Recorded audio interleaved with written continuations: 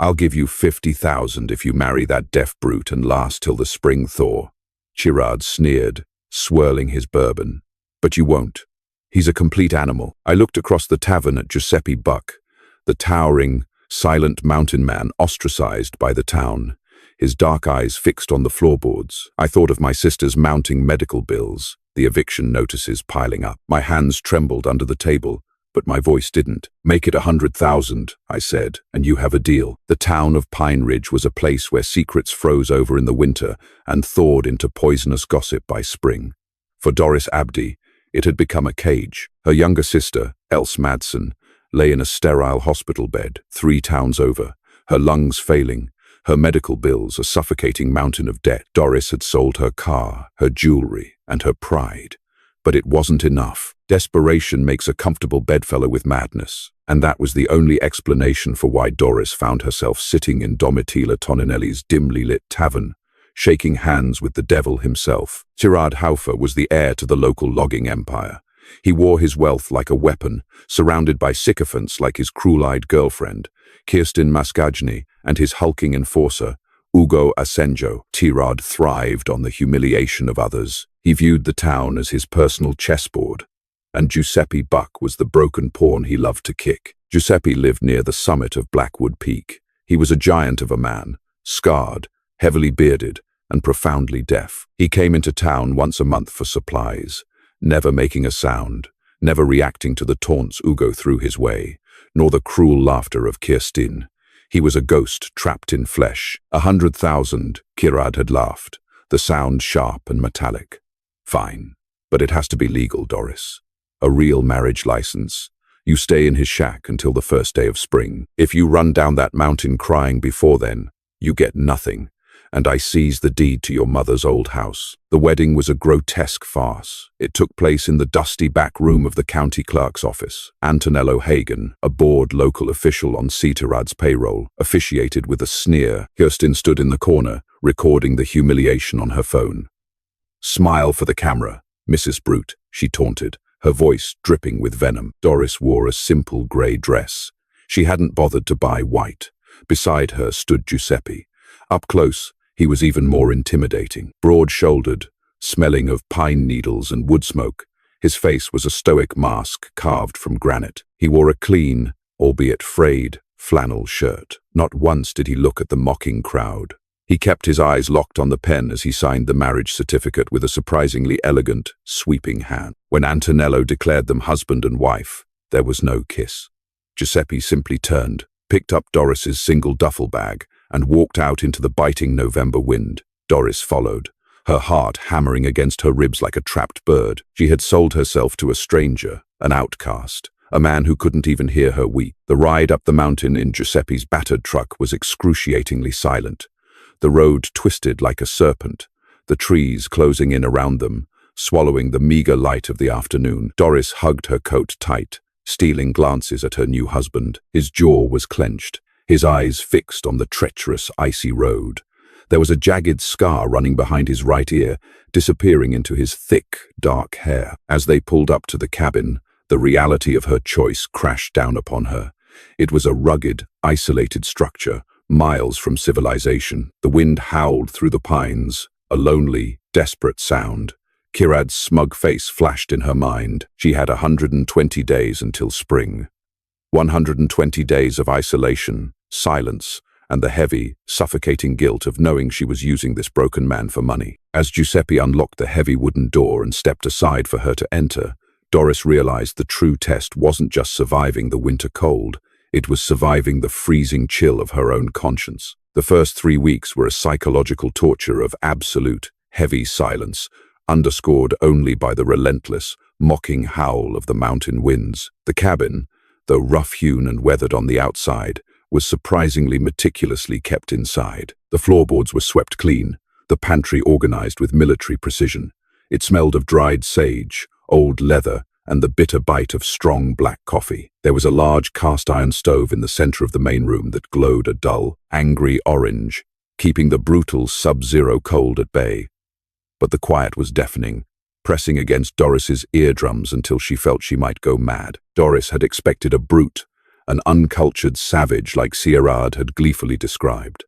Instead, Giuseppe was a phantom of rigorous routine. He rose hours before the sun, leaving the cabin to chop wood and check his snare lines, returning with a light dusting of frost on his massive shoulders. Then, he spent hours hunched over a heavy oak desk in the corner. The desk was an anomaly covered in complex schematics, thick textbooks on advanced radio frequencies and electrical engineering, and bizarre, microscopic metallic components that he manipulated with delicate tweezers. Doris desperately tried to bridge the terrifying gap between them. She cooked for him, trying to infuse warmth into their icy arrangement. She learned basic sign language from a frayed book she had packed, spending her lonely hours practicing in front of a cracked mirror, hoping to establish some form of a truce. "Good morning," she signed one frigid Tuesday, her fingers clumsy and stiff. Giuseppe paused in the doorway, a massive block of pine in one hand, a heavy steel axe in the other.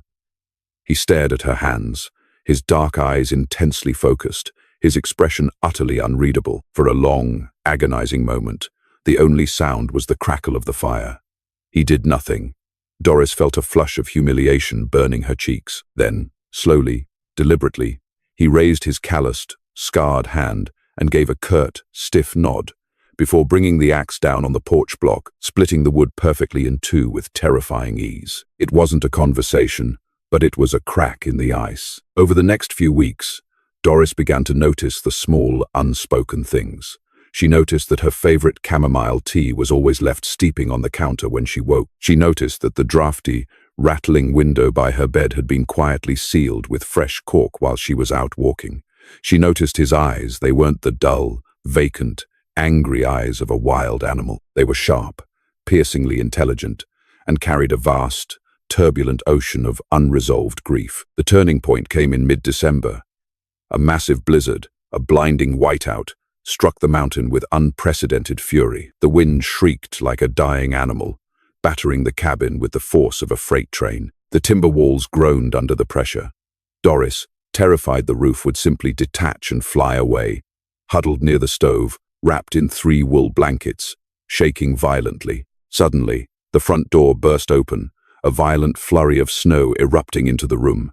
Giuseppe stumbled in, covered head to toe in a thick crust of ice, carrying a massive load of emergency firewood. As he turned his broad back to heave the heavy oak door shut against the raging gale, a massive, frozen structural beam from the porch awning snapped with a sound like a gunshot. It crashed down, striking him hard across the shoulder and back. He went down with a heavy, sickening thud, pinning his arm against the frozen floorboards. Doris screamed a raw, tearing sound she knew he couldn't hear, and threw off her blankets, rushing forward into the freezing blast. She grabbed the splintered end of the beam, her muscles burning, her bare hands tearing on the jagged wood and ice as she strained to lift it.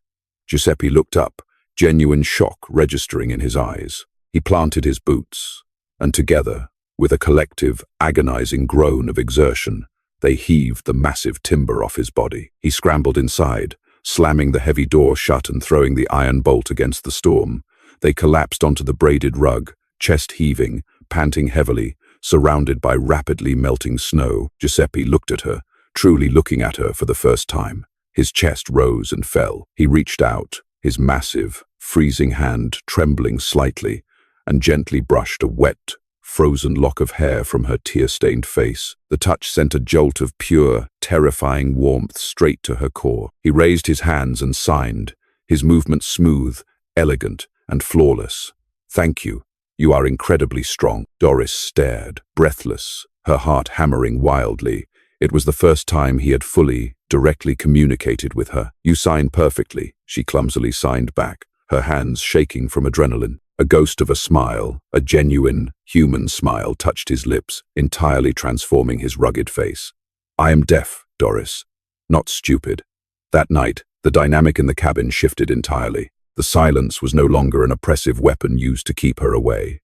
It became a shared, comfortable sanctuary. Doris began to pull up a stool to help him at his desk, holding a flashlight steady while he carefully soldered tiny wires to a green circuit board. She didn't understand what he was building. It looked like parts of a highly sophisticated radio transmitter, but she enjoyed the quiet intimacy of their proximity. Yet, as the days grew warmer inside the cabin, The guilt gnawed at her stomach like a starving rat. Every time he looked at her with softening, appreciative eyes, the toxic memory of Sitirad's bet echoed loudly in her mind.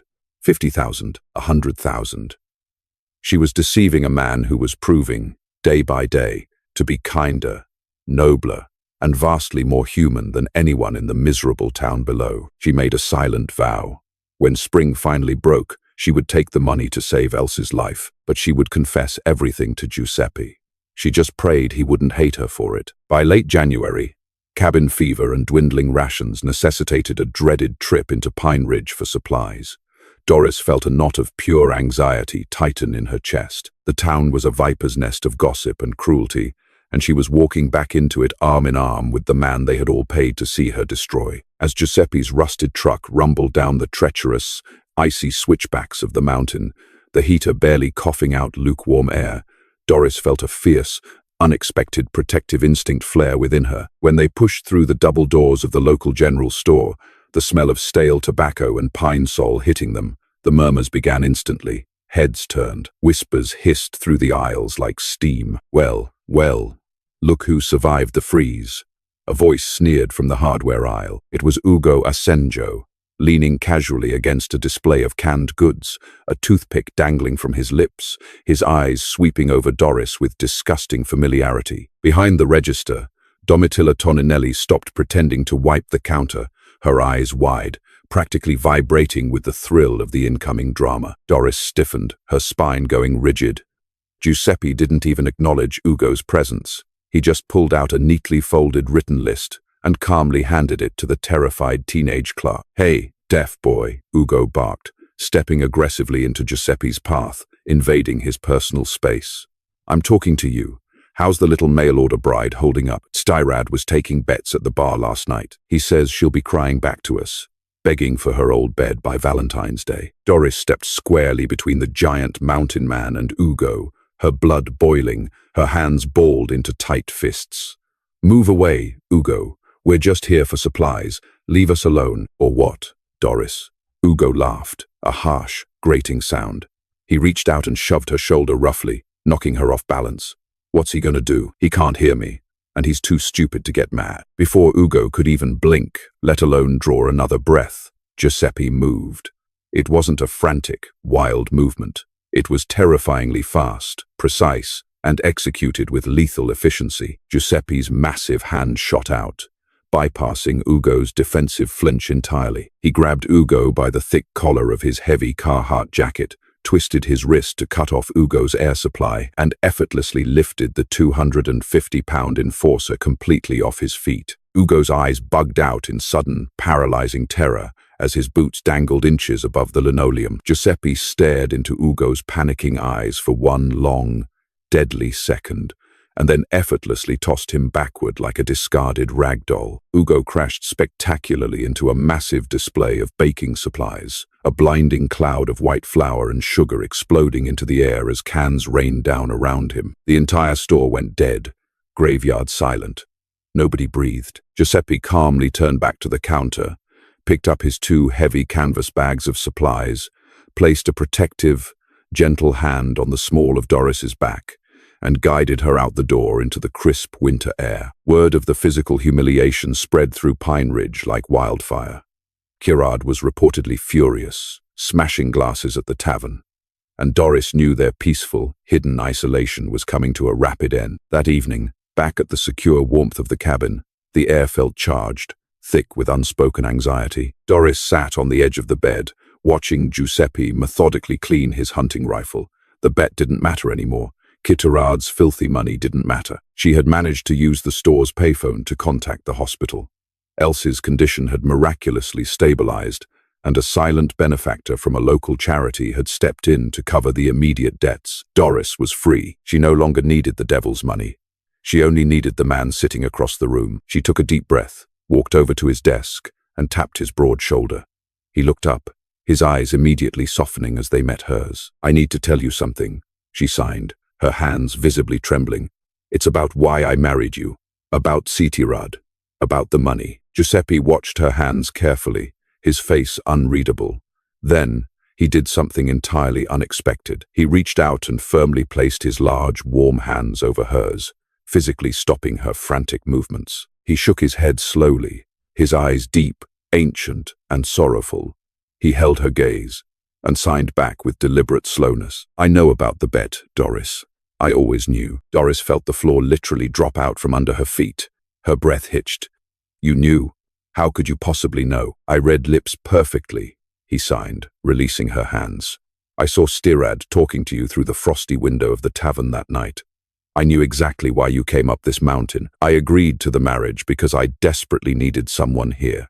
A witness, a legal cover." "A cover for what?" she signed frantically, her mind spinning wildly out of control. "Who are you?" Before he could answer, Giuseppe's eyes widened in sudden, agonizing shock. He grimaced violently, his hand flying up to clutch the right side of his head. He let out a sharp, choked gasp of pure agony, the very first vocal sound she had ever heard him make, and collapsed heavily to his knees, taking the chair down with him. The color drained instantly from his face, replaced by a sickly, ashen gray. Thick beads of sweat erupted on his forehead. Doris rushed to him, sheer panic seizing her throat. "Giuseppe, Giuseppe, what is it? Look at me," she yelled, entirely forgetting he couldn't hear her voice. He was burning up, his skin radiating unnatural heat as a sudden, violent fever overtook his body. He writhed on the floor, groaning in torment. Doris noticed, to her horror, that the right side of his neck was visibly swelling by the second, the jagged scar behind his ear throbbing angrily, surrounded by dark, bruised veins. The mystery of Giuseppe Buck was breaking wide open in the most terrifying way possible, and Doris had no idea how to save him. The fever spiked to terrifying, lethal levels within mere hours. Giuseppe lay thrashing on the bed, his muscular frame seized by violent tremors, his skin slick with sweat and flushed a sickly, mottled purple around his neck. The swelling around his right ear was severe, the skin stretched tight and dangerously inflamed. He was entirely delirious, muttering incomprehensible syllables that chilled Doris to the bone. She had no choice. She dragged him into his heavy coat, practically carrying his dead weight to the truck. She braved the treacherous, pitch-black mountain roads, fighting the steering wheel as the tires skidded dangerously close to the icy cliff edges. She drove blindly through the swirling snow until she reached the clinic of Dr. Tom Etienne at the base of the mountain. Tom was an older, weary, defeated man who had spent his life turning a blind eye to the town's cruelties. But he was a doctor first. Doris didn't knock. She kicked the clinic door open. "Help me," she screamed. She practically dragged the terrified old doctor out of his slippers, threw him into the passenger seat with his medical bag, and drove them frantically back up the treacherous mountain to the cabin. When Tom finally got Giuseppe under the bright glare of a desk lamp in the cabin, his wrinkled face went chalk white. "This isn't an infection from the cold, Doris," Tom muttered, his hands shaking as he peered through an otoscope, shining a thin beam of light deep into Giuseppe's swollen right ear canal. "There's an obstruction, something lodged impossibly deep inside the canal. It's causing severe, localized sepsis. The surrounding tissue is highly necrotic. A hearing aid. Did part of it break off?" Doris asked frantically, gripping Giuseppe's burning, thrashing hand to keep him pinned to the mattress. "No," Tom said, his voice trembling with disbelief. "It's metallic, and it's not medical. It's lodged deep, directly against the tympanic membrane. The tissue is actively rejecting it. If I don't get it out right now, the infection will breach his brain lining by morning. He'll be dead. But Doris, I don't have the surgical tools here for this kind of delicate extraction. I could rupture his eardrum. I could kill him." "Do it," Doris ordered, her voice harder and colder than she knew she possessed. She grabbed a bottle of whiskey from the shelf and splashed it over Tom's hands. "Use whatever you have in that bag. I will hold him down. Do not let him die." For the next agonizing hour, the isolated cabin became a blood-soaked, makeshift operating room. Doris threw her entire body weight over Giuseppe's chest, pinning him down as he writhed and groaned in his fevered state. Tom, sweating profusely, his glasses fogging up, used a pair of long, sterilized forceps to blindly navigate the severely inflamed, bloody ear canal. "Hold him steady, damn it," Tom grunted, his knuckles white. "I have it. It's wedged tight. The swelling is trapping it. Pulling now." With a sickening, wet squelch, Tom yanked his hand back.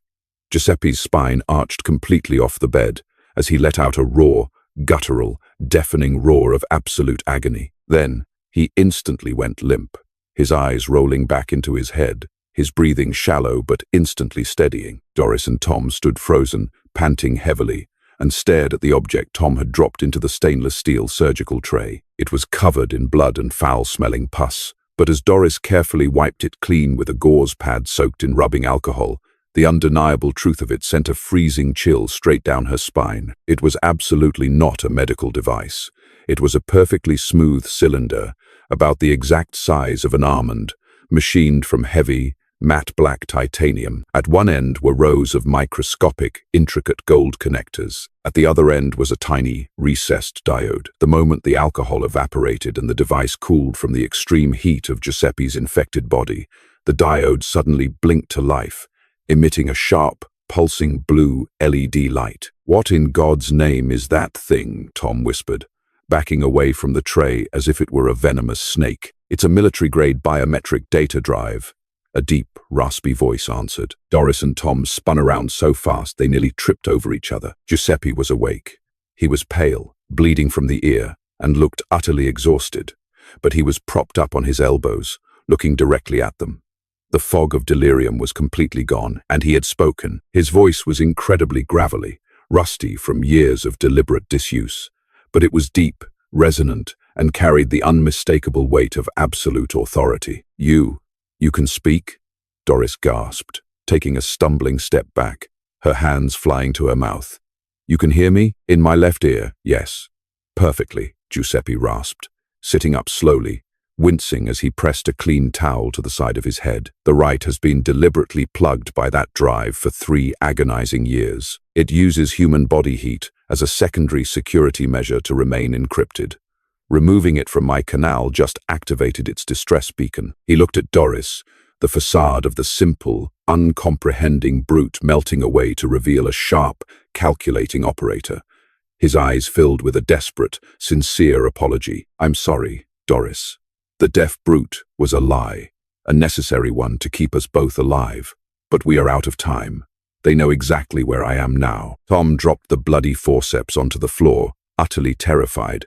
Who knows? The people Sitirad Haufa works for," Giuseppe said, swinging his heavy legs over the side of the blood-stained bed. Ignoring his injuries, he walked straight over to his desk, grabbing the complex radio setup she had been helping him build. He flicked a series of switches, and the radio hummed to life. "My real name isn't Giuseppe Buck," he said, loading a magazine into his hunting rifle with practiced, lethal speed. "It's Special Agent Giuseppe Vane, and what you just pulled out of my skull is the only existing evidence that can bring down the largest organized crime syndicate on the eastern seaboard." As the storm raged outside, the true story unspooled in the dim light of the cabin. Giuseppe explained that 3 years ago, he was a deep-cover federal agent working alongside a contact named Lara Headland. They had infiltrated a massive money-laundering network operating out of rural logging and mining towns. Pine Ridge was a central hub, and the Haufa family weren't just local bullies. They were the local barons of a vast criminal enterprise. "Lara was compromised," Giuseppe said, his voice heavy with grief. "They killed her. Before she died, she managed to download the entire ledger bank accounts, payoffs, political bribes onto that drive. I barely escaped. In the firefight, a bullet grazed my skull." He pointed to the scar behind his ear. "I lost partial hearing. I hid the drive in the only place I knew they wouldn't look if they searched me, sealing it deep in the canal." He had fled into the mountains, adopting the persona of a profoundly deaf, mute hermit. It was the perfect cover. The syndicate believed he was dead, lost in the wilderness. Tirad Haufa, arrogant and stupid, never suspected that the town idiot he loved to torture was actually the ghost of the man holding the key to his family's destruction. "I was building a transmitter," Giuseppe explained, gesturing to the desk. "The drive's encryption is tied to my biometrics. I needed to build a secure rig to bounce the signal to my handler, Antonello Hagen, without alerting the syndicate's sweepers. But the device was corroding inside me." Doris sat in stunned silence. The man she had married for a bet was a hero living in agonizing exile. "But Antonello Hagen is the county clerk," Doris said, her mind racing. "He officiated our wedding, He works for Chirad. Antonello is my handler. Giuseppe smirked slightly. He embedded himself here 2 years ago to keep an eye on me and wait for the signal. He officiated the wedding to ensure it was legally binding, giving you the right to my property and protection if I didn't make it. But now that the drive is out, the beacon is live. Antonello will trace it, but so will Citirad's men. Doris looked at the blinking blue light, the bet, the humiliation. It all seemed so incredibly small now. She looked at Giuseppe. He was battered, bleeding, but possessed a quiet, terrifying strength. "What do we do?" she asked, her voice steady. She wasn't running. Giuseppe looked at her, truly seeing the fire in her eyes. "We prepare for a fight, because Chirad isn't going to wait for the thaw." Tom Etienne, pale and shaking, packed his medical bag. I will go down to the town. I'll try to stall them if I see them coming." "Thank you, Tom," Giuseppe said, "but they are already on their way." The morning broke crisp, clear, and blindingly bright. The storm had passed, leaving behind a pristine, deadly silence on the mountain. Doris and Giuseppe stood on the porch, waiting.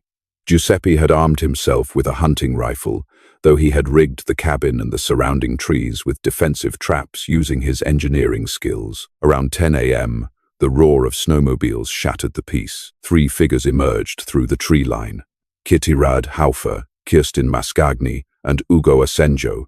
They weren't here to collect on a bet. They were heavily armed. The beacon had alerted the syndicate, and Cittirad had been given the order to clean up the mess in his backyard. Well, Cittirad's voice boomed over a megaphone, echoing off the pines. He stepped off his snowmobile, a cruel smile twisting his face. "The deaf brute is a federal rat. My father is furious, Giuseppe. And Doris, you really picked the wrong horse, sweetheart. The bet is off. You're both dying up here." Kirsten laughed, aiming a pistol at the cabin. "Make it quick, Chirad. It's freezing." Giuseppe stepped forward, completely exposed on the porch. He didn't raise his rifle. He just looked at Cittirad with utter disdain. "You talk too much, Cittirad," Giuseppe said, his deep voice carrying clearly over the snow. Cittirad froze. The shock of hearing the mute brute speak caused him to lower his weapon a fraction of an inch. You can talk, and I can hear," Giuseppe said. "I can hear the feds closing in on your father's compound in the city right now. I can hear the drones above us." Cittirad looked up, panicking. Ugo raised his shotgun. "Shut up and die." Ugo roared, pulling the trigger. The blast chewed through the wooden porch. But Giuseppe had already dove behind the thick stone pillar. Before Ugo could pump the action again, a loud, authoritative voice boomed from the tree line behind the villains. "Drop your weapons." Federal agents. Out of the snow emerged a dozen tactical officers in white winter camo. Leading them was Antonello Hagen, no longer looking like a bored clerk, but a hardened federal agent. Chirad, realizing he was completely surrounded, dropped his gun, his arrogant facade shattering into sheer terror. Kirsten shrieked as an officer tackled her to the snow, slapping cuffs on her wrists. Ugo tried to run but tripped one of Giuseppe's tripwires, face-planting into the icy crust before being subdued. Antonello walked up to the porch, nodding to Giuseppe. Signal received loud and clear. "Vane, we've got the father in the city. The ledger is already being decrypted. It's over." Giuseppe lowered his rifle, letting out a long, ragged breath. He turned to Doris, who was standing in the doorway, shaking but unhurt. As the feds dragged a sobbing, humiliated Cittirad down the mountain, Giuseppe walked up to Doris. The karma had come full circle. The arrogant prince of Pine Ridge was going to federal prison, stripped of his wealth and power, while the outcast he mocked had brought down an empire. "The bet is over," Giuseppe said softly, reaching out to touch her cheek. "You won. You can go back down. You're safe." Doris leaned into his touch, her eyes filling with tears. She looked at the desolate, beautiful mountain, and then at the man who had protected her, who had borne the weight of the world in total silence. "I don't care about the bet," Doris whispered, taking his hand. "And I'm not going anywhere, husband." Giuseppe smiled, a real, unburdened smile. The winter was over. The deaf mountain man reminds us that the greatest treasures and the sharpest truths are often hidden beneath rough exteriors and silent facades. Doris started her journey driven by desperation and compromised morals, treating a human life as a wager. But in the crucible of isolation, she learned that true character is revealed not in how loudly someone speaks, but in the quiet nobility of their actions. Giuseppe's sacrifice and resilience teach us to never judge a book by its cover, as the people society throws away often hold the keys to justice. Hard karma always catches up to arrogance. Karad's cruel bet became the instrument of his own profound downfall. If this dramatic tale of suspense, secrets, and redemption moved you, please make sure to like, share, and subscribe to the channel. Leave a comment below. Would you have survived the winter on the mountain? Stay tuned for more gripping real-life stories.